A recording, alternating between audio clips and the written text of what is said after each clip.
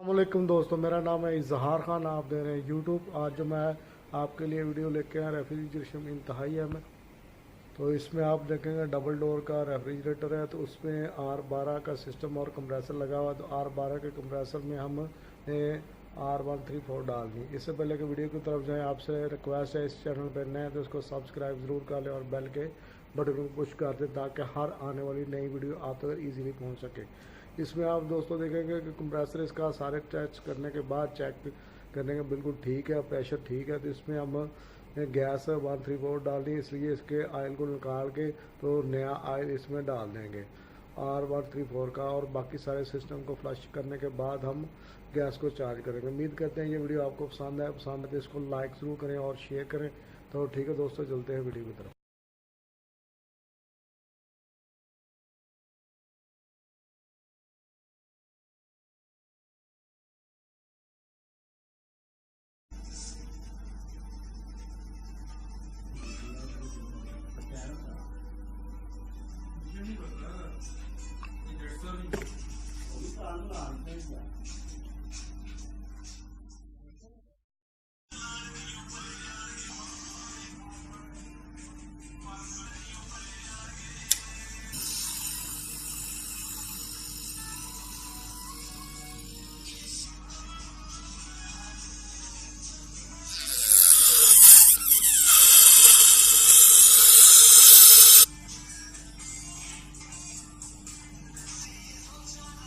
ठीक हो गया।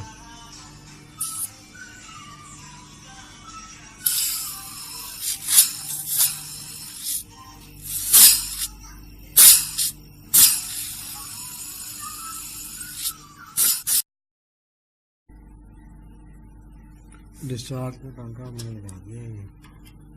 अभी इसको चला के चेक कर दिया।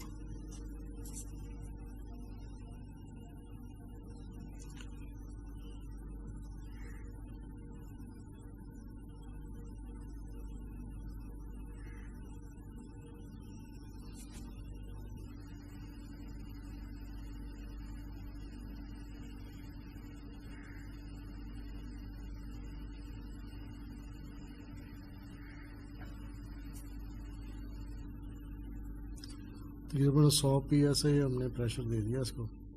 अभी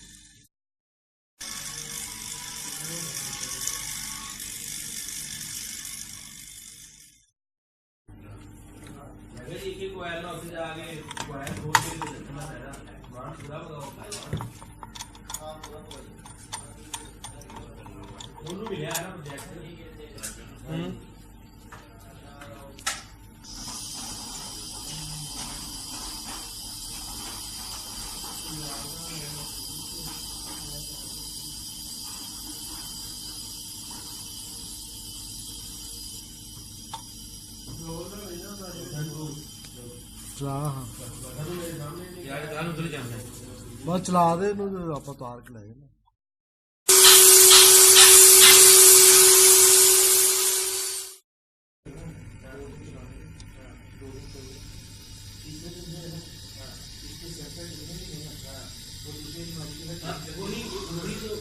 मेरा भी लाइन चाहिए।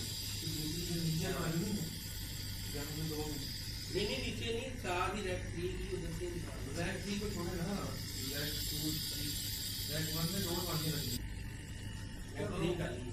हाँ इधर चलिए फिर हैं चलो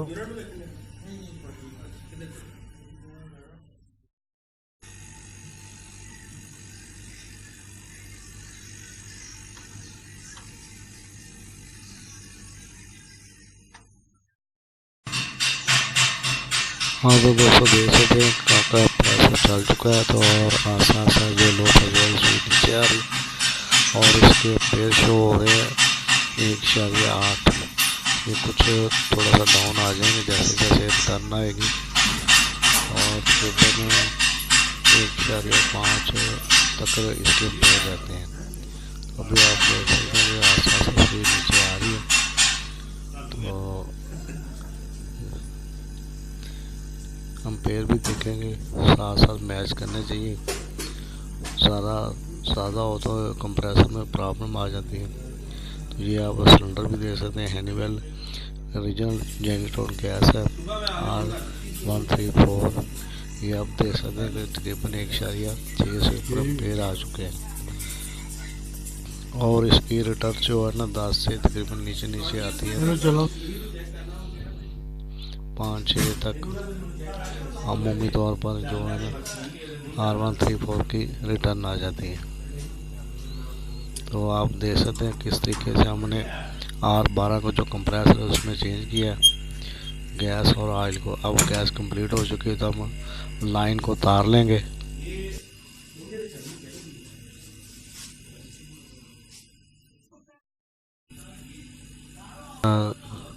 चार्जिंग वायर को चेक कर लेंगे ताकि कोई लीकेज वगैरह हो तो पता चल सके। अभी हम ऊपर इसका डेड कैप लगा देंगे। तो दोस्तों इस तरह ये अब फ्रिज हमारे जो है कंप्लीट गैस से कंप्लीट हो चुकी है। तो आप जैसे देख सकते हैं ऊपर भी कूलिंग आ गई है और नीचे भी कूलिंग आ चुकी है, नीचे भी सारे ऐसा आ चुकी है।